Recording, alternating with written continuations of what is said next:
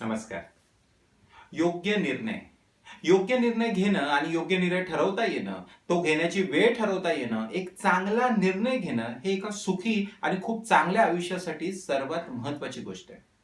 हा योग्य निर्णय घेण्याआधी आपण ज्या गोष्टीसाठी निर्णय घेतो, म्हणजे आपले जे ध्येय असतात, आपलं जे उद्दिष्ट असतं, आपल्याला जे काही अचीव्ह करायचं असतं, ते जर माणसाचं एकदा क्लिअर असेल आणि त्याच्यावरती पूर्णपणे तुमचं सगळं मत एकवटलं असेल, तरच तुमचा निर्णय योग्य होऊ शकतो. कळतंय का? आपल्याला काय हवंय, मुळात आपल्याला काय अचीव्ह करायचं आहे आणि ती गोष्ट आज ह्या क्षणी तुम्हाला योग्य वाटते, परंतु ती आयुष्यभर योग्य वाटेल ना, हे सगळ्यात पहिलं स्वतःला विचारायला हवं. तुम्ही आम्ही सगळेच वयाच्या 18व्या वर्षी असताना आपली ध्येय उद्दिष्ट काय होती?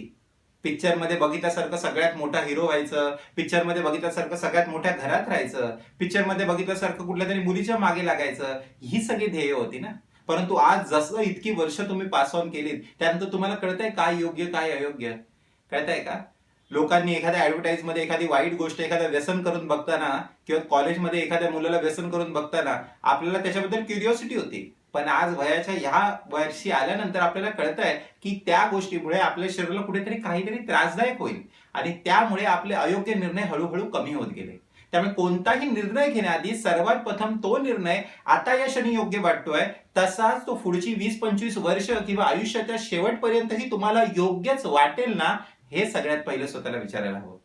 कारण आपण घेतलेले बरेचसे निर्णय हे बऱ्याचदा परिस्थितीला भुलून घेतलेले असतात.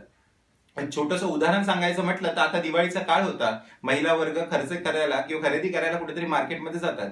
अशा वेळी तुमची एखादी मैत्रीण भेटते आणि त्या भेटलेल्या मैत्रिणीसोबत तुम्ही साडी परचेस करत असता.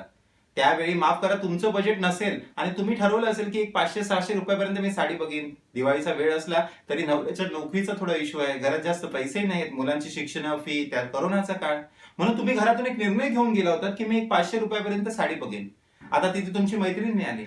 ती मैत्रीण तुमच्या सोबतच लहान होती, लहानपणापासून वाढली आणि तिच्या डोळ्यामध्ये तुमचं एक फॅमिलीचं किंवा तुमच्या परिवाराचं एक इम्प्रेशन आहे की ही मोठी लोक आहेत, हे अशा अशा ठिकाणी राहतात, इतका इतका खर्च करतात, अशा ठिकाणी फिरतात.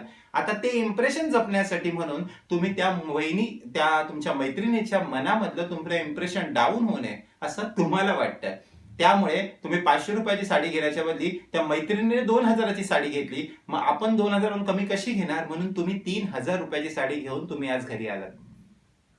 एक शांतपणे विचार करा, ती 3000 रुपयाची साडी तुम्ही दिवाळी दिवशी घातलीत. दिवाळी दिवशी साडी घातल्यानंतर तुमचा मुलगा फुलबाजा बाजूत होता, लहान ते बाळ होतं, त्याला कल्पना नाही आणि तो फुलबाजा लागून तुमची साडीला होल पडला, जळाली साडी कुठेतरी.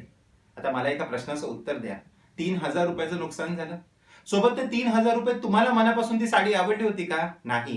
ते 3000 रुपये तुम्ही कशामुळे घेतले होते? तर ते 3000 रुपये मैत्रिणीला भुलवण्यासाठी तुम्ही घेतले होते. तिच्या डोळ्यातले इम्प्रेशन ते तुम्ही जपण्यासाठी तुम्ही त्या 3000 रुपयाची होळी केली. आज ते 3000 रुपये तुम्ही ज्या गोष्टीसाठी ठेवले होते, तुम्हाला वाहनाचं बिल द्यायचं होतं. उद्या वाहनाने एखादा माणूस घरी पाठवला आणि त्याने सर्वांसमोर ओरडून विचारलं, काय झालं बाई, तुमचं अजून बिल का आलं नाही? सांगा मला. आपण निर्णय कसे चुकत जातात, एक चुकीचा निर्णय पुढच्या गोष्टींना कसं चुकवत जातो. ही रुळ गाडी आहे, मालगाडी आहे, ती एका रुळावरती लागली की ती ऑटोमॅटिक सगळे डबे खेचतच जाणार आणि ते दिशेने कोणत्या जातात ते तुम्हाला ठरवायला येत हवं. कारण रेल्वेला जसं इंजिन दोन्ही बाजूला असतं, तसं तुमच्या मनाचं इंजिन हजारो बाजूने पळत असतं. त्यामुळे योग्य निर्णय घेता येणं आणि तो योग्य ध्येयासाठी घेता येणं हे खूप खूप खूप महत्वाचं आहे. म्हणून मनाला एकदा सर्वप्रथम विचारा, तुमचं जे काही आयुष्यामध्ये गोल असेल, तुम्हाला IAS ऑफिसर व्हायचंय, IPS ऑफिसर व्हायचंय, खूप मोठा इंजिनियर व्हायचंय, डॉक्टर व्हायचंय, वकील व्हायचंय, जगातला सगळ्यात श्रीमंत माणूस व्हायचंय, पिक्चर सिनेसृष्टी व्हायचंय, तुम्हाला जेही काय करायचंय त्या गोष्टी स्वतःला विचारा की ही गोष्ट खरंच मला हवी आहे ना. फक्त मित्रांना दाखवण्यासाठी, माझ्या मित्रांना वाटतं की मी डल आहे म्हणून मी काहीतरी करून दाखवावं, म्हणून मी स्पोर्ट्स प्रॅक्टिसला जातो, हे निर्णय तुम्ही तुमच्या मनाचे नाही आहेत. हे निर्णय तुम्ही लोकांच्या इम्प्रेशन खाली येऊन येतात. पर्सनॅलिटी डेव्हलपमेंट आपण ज्याला म्हणतो, खरं तर लॅटिन भाषेतला पर्सोना या शब्दाचा अर्थ सांगतो तुम्हाला. आपण जसं नाटकं पाहतो ना, तसं विदेशामध्ये काही पूर्वीच्या काळी नाटकं व्हायची. ही नाटकं परफॉर्म करत असताना त्यावेळी मेकअपची सोय नव्हती. विचार करा, आपण एक रामायण किंवा महाभारताचा स्टेज लागलाय. आता एका व्यक्तीला राम करायचा, एका व्यक्तीला रावण करायचा, एका व्यक्तीला कुंभकर्ण करायचंय. तर ह्या सगळ्यांसाठी लागणारं मेकअपचं साहित्य नव्हतं, वेगवेगळे कलाकारही नव्हते. मग त्यावेळी ते काय करत, एक मास्क बनवत. तो लाकडी मास्क हातासमोर धरला की त्याचा चेहरा रामाचा चेहरा बनत असे. रामाचं बोलून झालं की तो मांस ठेवून दुसरा मांस उचलत असे, तो रावणाचा असे. तिसरा उचलत असे, तो कुंभकर्णाचा असे. असे मास्क असतात, त्याला पर्सोना म्हणतात. त्या पर्सोना पासूनच एक शब्द निर्माण झाला, जो तुम्ही आम्ही सर्वजण रोजच्या जीवनात ऐकतो, तो म्हणजे पर्सनॅलिटी डेव्हलपमेंट. आपण आपल्या आयुष्यामध्ये जे आहोत ते खरं रूप आहे आपलं, परंतु ते खरं रूप लोकांना न दाखवता लोकांच्या परिस्थितीनुसार आपण आपल्या पर्सनॅलिटीला डेव्हलप करत असतो. एक थोडक्यात उदाहरण द्यायचं झालं तर सगळ्यात सोपं उदाहरण म्हणजे तुम्ही घरी असताना जर तुम्हाला शिंका आली तर जास्तीत जास्त तुम्ही नाकासमोर हात धरता, पण तेच तुम्हाला ऑफिसमध्ये झालं की तुम्हाला एक्सक्यूज मी बोलावं लागतं. तुम्हाला अचानक खोकला आला तर तुम्हाला तसं बिहेव करावं लागतं. अचानक उचकी आली तर तुम्हाला सॉरी बोलावं लागतं. हे तुम्ही रिअली आहात का? हे स्वतःला विचारा. का फक्त लोकांच्या इम्प्रेशन मध्ये तुम्ही हे सगळं करताय? गोष्टी पटतायत ना? आपले सगळे मित्र मैत्रिणी कुठल्या तरी मोठ्या रेस्टॉरंटमध्ये जात असतात, खूप मोठा खर्च करत असतात आणि स्टेटसला तसे फोटोज ठेवत असतात. हे सगळं पाहिल्यानंतर कुठेतरी मनात एक निर्माण होतं की अरे हे इतक्या मोठ्या ठिकाणी जात आहेत, मग माझ्या आयुष्यात मी कधी असा स्टेटस ठेवणार? फक्त आणि फक्त लोकांना हेच दाखवण्यासाठी आपण दुकानाचं नाव नको घेऊया, पण कॉफीसाठी खूप मोठे ब्रँड्स अवेलेबल आहेत, जिथे एक कॉफी 1000 ते 2000 रुपयांना मिळते. अशा ठिकाणी तुम्ही जाता आणि त्या ठिकाणी जाऊन निव्वळ तुम्ही फोटो खर्च करण्यासाठी जाता. खरं आहे ना की मी या शॉपमध्ये जाते आणि या शॉपमध्ये जातो, जे कोणी असाल त्या शॉपमध्ये जातो, तिथे एवढी महाग आम्ही कॉफी पितो, मग बिल तुमचं झालं, मग तुम्ही किती महागडी कॉफी पिली, तिथे कसं सगळं होतं कळतंय का? हा फोटो काढून तुम्ही स्टेटसला ठेवता. ह्याने खरंच सांगा तुमच्या मनाला कुठे शांती मिळते का? कधीच नाही. अहो जीव जळत असतो आतून, कारण जी चहा आणि कॉफी बाहेर 10 रुपयाला मिळू शकत होती आणि तीही तितकीच सुंदर छान, जिथे मोकळ्या हवेत निसर्गाच्या सानिध्यात समुद्र किनाऱ्यावर बसून, रस्त्यावरती बसून, झाडाखाली बसून ज्याची मजा घेऊ शकत होतात, तीच कुठल्या तरी बंद एसी रूम मध्ये बसून तुम्ही पिताय, नकावटी नकली वस्तूंचा फोटो काढताय आणि त्या कॉफीचे 1000-2000 रुपये तुम्ही देताय. ते फक्त आणि फक्त तुम्ही लोकांना दाखवण्यासाठी देताय की लोकांनी म्हणावं अरे वा ही पण मोठ्या ठिकाणी जातात. असं लोकांच्या इम्प्रेशन खाली कधीही निर्णय घेत जाऊ नका, कारण हे निर्णय तुमच्या योग्यतेचे नसणारच आहेत. मला सांगा हा निर्णय योग्य कसा असू शकेल? जी वस्तू बाहेर 10 रुपयाला मिळते ती 2000 रुपयाला घेणं, हा निर्णय योग्य कसा असू शकेल? कदाचित तुमची आर्थिक परिस्थिती खूप सुदृढ असेल तर ही गोष्ट ठीक पण आहे, पण ते 2000 रुपये खर्च केल्यानंतर उद्या एखादी गोष्ट, तुम्हाला पायाचे शूज तुटलेत ते तुम्हाला घ्यावे लागणार होते, ते तुम्ही घेऊ शकला नाही आणि एक हफ्ता किंवा एक महिना तुम्ही ते तुटलेली चप्पल, जी कोणाला माहिती नाही तुमची चप्पल तुटली आहे, पण तुम्हाला या गोष्टीची कल्पना आहे, तुमचा पायाने त्यामुळे त्रास होतोय, त्या पायाचा त्रास उद्या गुडघ्याचा त्रास बनेल, उद्या मणक्याचा त्रास बनेल. मग सांगा मला, लोकांना दाखवण्यासाठी तो 2000चा घेतलेला फोटो आणि त्या मणक्याचा सहन केलेला त्रास, ह्याच्यातला योग्य निर्णय कोणता? म्हणून आपली पर्सनॅलिटी ही तीच आहे जे तुम्ही स्वतः आहात. पर्सनॅलिटीचं एक सोपं वाक्य म्हणजे तुम्हाला जगात कोणीही बघत नाही, अशा वेळी जेव्हा तुम्ही बसला आहात त्यावेळी तुम्ही जे बोलता, जे वागता ते तुम्ही रिअल आहात. तुम्ही पर्सनॅलिटी म्हणून करणं योग्य आहे, कारण ऑफिसमध्ये तुम्ही तुमच्या आवडीनिवडीप्रमाणे राहू शकत नाही, तिथे तुम्हाला योग्यच राहावं शकतं. तुम्ही घरी जेवता नाही, थोडक्यात उदाहरण द्यायचं झालं तर तुम्ही आवाज काढत जेवत असाल किंवा तुम्हाला कॉमेडी पिक्चर बघून जेवायची इच्छा असेल किंवा दुसरं काही बघायची इच्छा असेल, ही तुमची पर्सनॅलिटी झाली, पण तुम्ही ऑफिसमध्ये तसं राहू शकत नाही. हा निर्णय तुम्हाला घेता यायला हवा.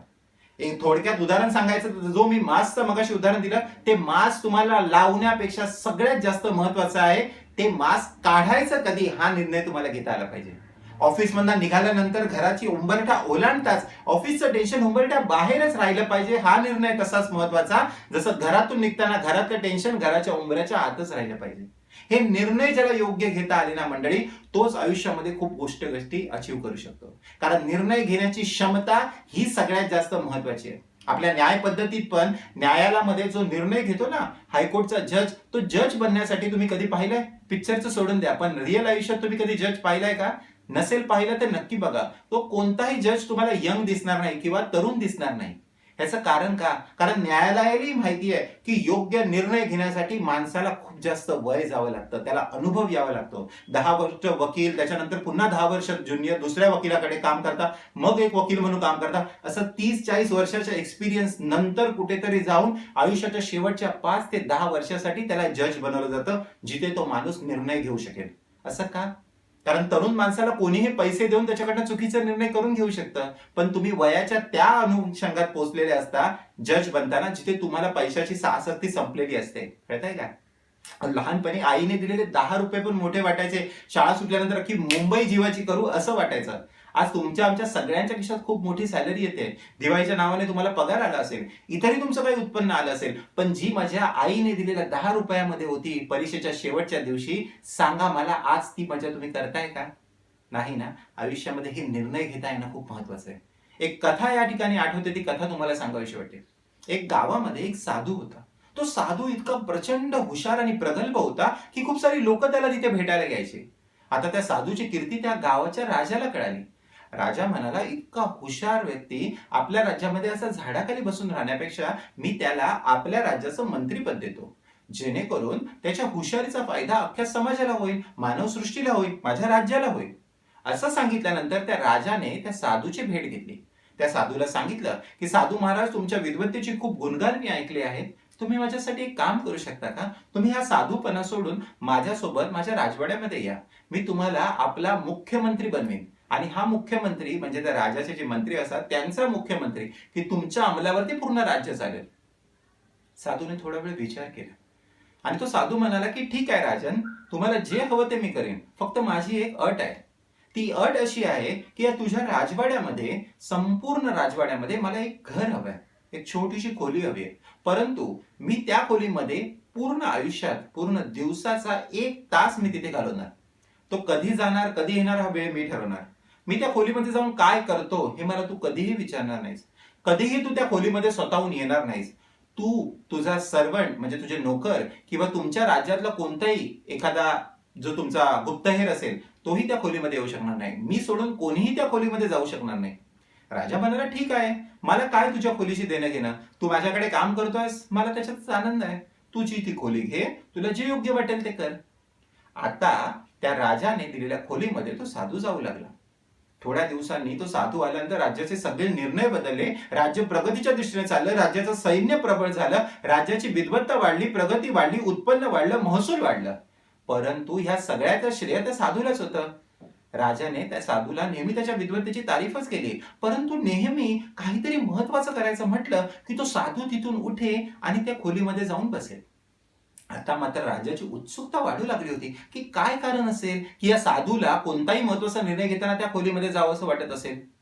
इथूनच अफवांचं वादळ सुरू झालं की तो साधू दुसऱ्या राज्याचा गुप्तहेर असेल, त्याने त्या खोलीमध्ये कोणाला किंवा कोणाला तरी आणून ठेवलं असेल, तो तिथे काळा जादू करत असेल, दुसऱ्या राज्याला परप्रांताला खबर पुरवत असेल, तो तिथे काहीतरी घाणेरडं किंवा वेगळं काहीतरी करतोय जे त्याला सांगायची लाज वाटत असेल, म्हणून त्याने ती गुप्त खोली घेतली असेल.